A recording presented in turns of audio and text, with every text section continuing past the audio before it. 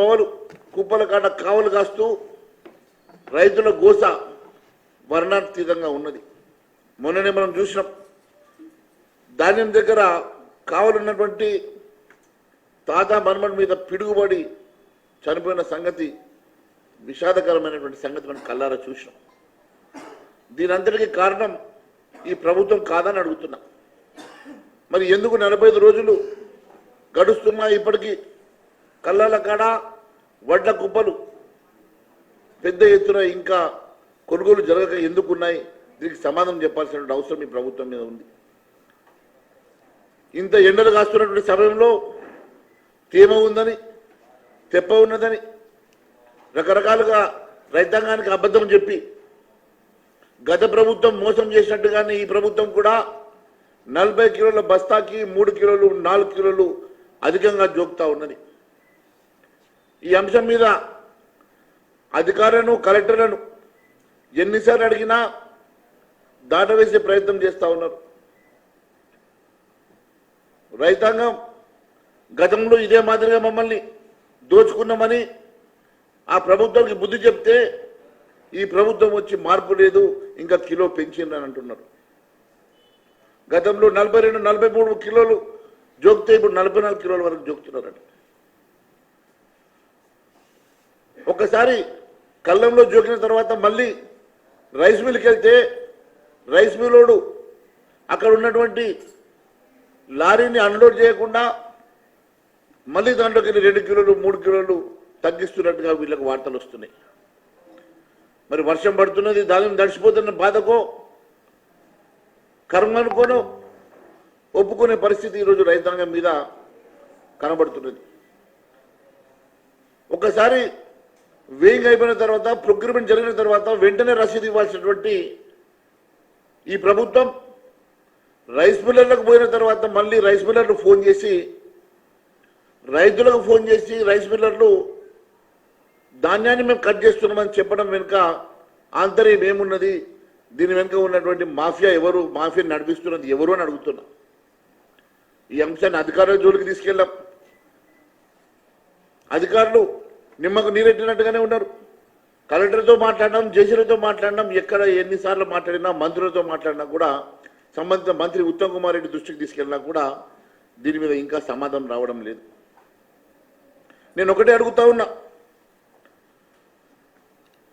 ఈ రైతాంగాన్ని అన్ని రకాలుగా మోసం చేసి బోనస్ పేరు మీద మాట ఇచ్చి అది బోగస్ అని చెప్పి ఈ ప్రభుత్వం బోగస్ ప్రభుత్వంగా మారింది.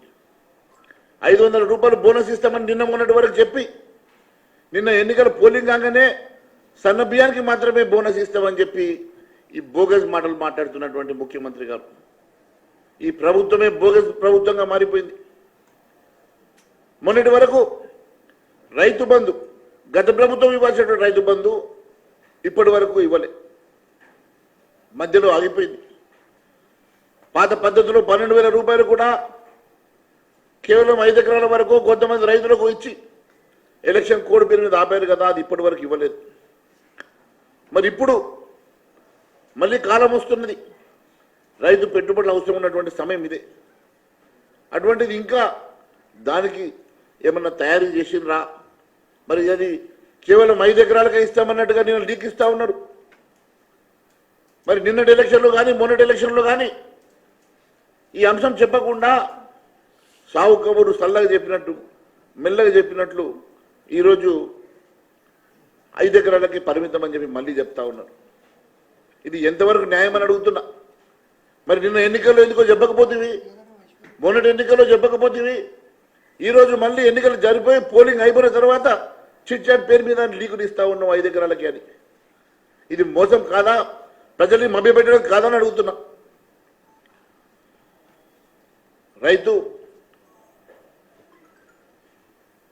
ధాన్యానికి పంట మొదలుపెట్టిన దగ్గర నుంచి దుక్కిదురును మొదలుపెట్టిన దగ్గర నుంచి పంట చేతికొచ్చే వరకు 6 నిమిషాలు కష్టపడి పంటను పండించి కాపాడుకొని కళ్ళల దగ్గరకు వచ్చిన తర్వాత కూడా చివరకు కళ్ళల దగ్గర కూడా ఈ రకంగా అకాల వర్షాలతోటి ధాన్యం తడిచిపోయి బాధపడుతూ అమ్మకం కూడా సరిగా అమ్ముకోలేనటువంటి పరిస్థితి దుస్థితి ఈరోజు ఉన్నదని అంటే రైతు పరిస్థితి ఎంత దయనీయమైనటువంటి పరిస్థితి ఈరోజు ఈ రాష్ట్రంలో ఉన్నదో ఒకసారి దయచేసి ఆలోచన చేయాల్సిందిగా నేను అడుగుతా ఉన్నాను.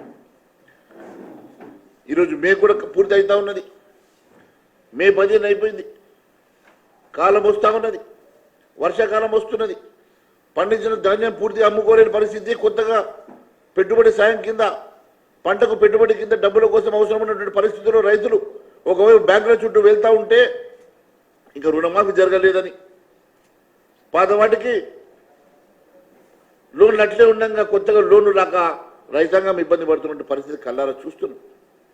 రుణమాఫీ చేయకపోతే కౌలు రైతులకు ఇస్తామని చెప్పిన 12,000 ఇవ్వకపోతే, అదే మాదిరి రైతు కూలీలకు ఇస్తామని చెప్పిన 12,000 ఇవ్వకపోతే, రైతు కూలీల్ని కౌలు రైతుల్ని అన్ని వర్గాల ప్రజల్ని రైతాంగాన్ని పూర్తిగా మోసం చేసిన మాట వాస్తవం కాదని అడుగుతున్నాం. ఈ రకంగా ఒకవైపు రైతాంగాన్ని మోసం చేస్తూ మరోవైపు ప్రొక్యూర్మెంట్ కొనుగోలు కేంద్రాల్లో జరుగుతున్నటువంటి అవినీతి ఇంత అంత కాదు. ఒక్కొక్క సెంటర్లో కొన్ని కోట్ల రూపాయల లంచాలు అధికారుల చేతులు మారుతున్న సంగతి మా దృష్టికి వచ్చింది. అది కూడా త్వరలో బయట పెడతాం. ఈ రాష్ట్రంలో ఒక సివిల్ సప్లైస్ మంత్రిగా ఉత్తమ్ కుమార్ రెడ్డి గారు పూర్తిగా వైఫల్యం చెందాడు. ఆయన ఒక్క గంట కూడా సివిల్ సప్లైస్ మంత్రిగా పనికిరాడు. పూర్తిగా వైఫల్యం చెందినటువంటి ఉత్తమ్ కుమార్ రెడ్డి గారు రాజీనామా చేయాలని మేము డిమాండ్ చేస్తా ఉన్నాం.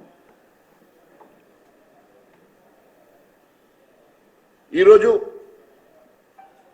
ఐటీ శాఖకు పనికొచ్చేటువంటి ఉత్తమ్ కుమార్ తీసుకొచ్చి సివిల్ సప్లైస్కి పెడతారు. వ్యవసాయం గురించి అవగాహన లేనటువంటి వ్యక్తిని సివిల్ సప్లైస్ మినిస్టర్గా పెట్టి ఈరోజు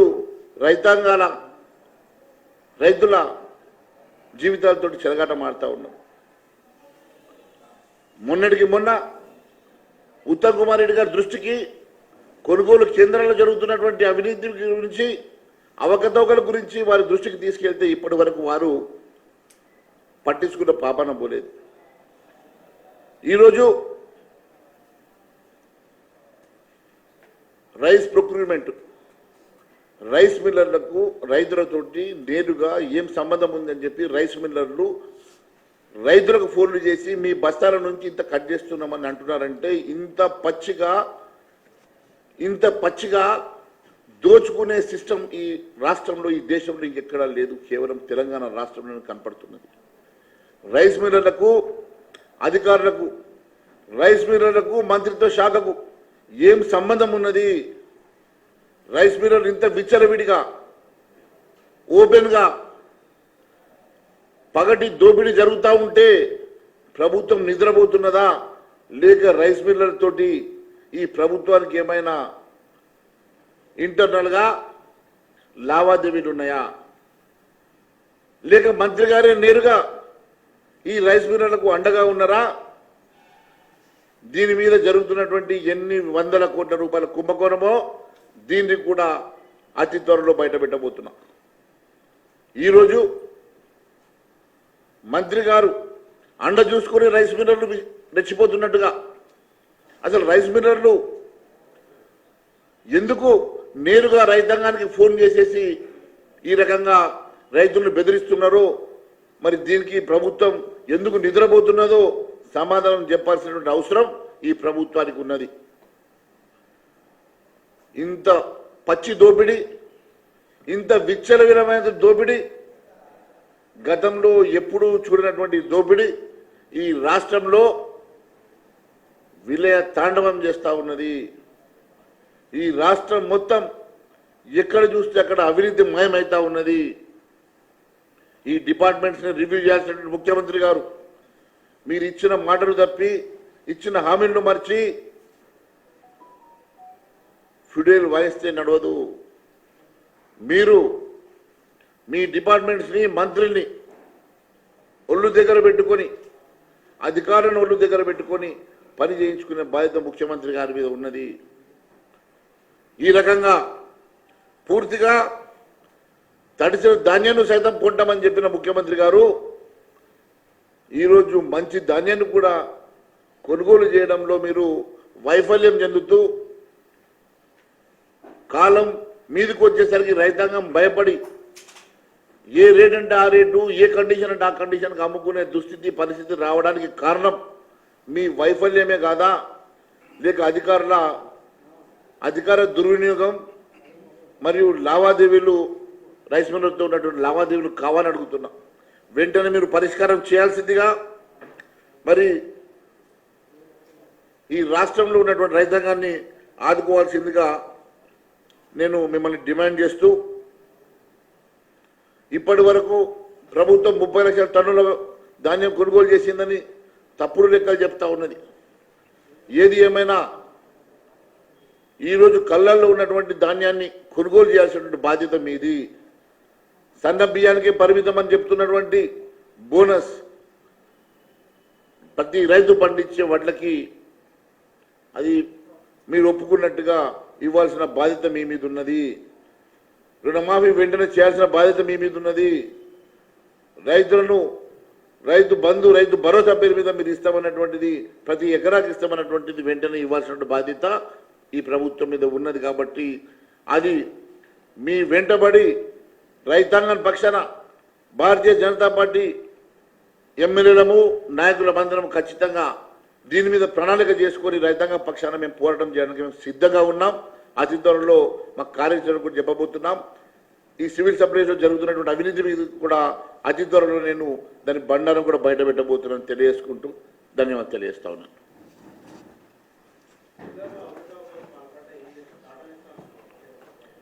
అదే సినిమా డైలాగులు వద్దు, నిజంగా తీయమని అంటారు. ఎంతమంది మీరు కేసులు పెట్టారో అడుగుతున్నా.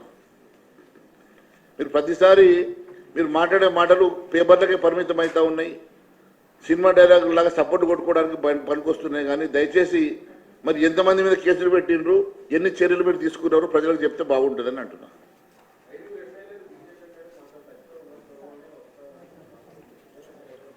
ఎవరన్నారు?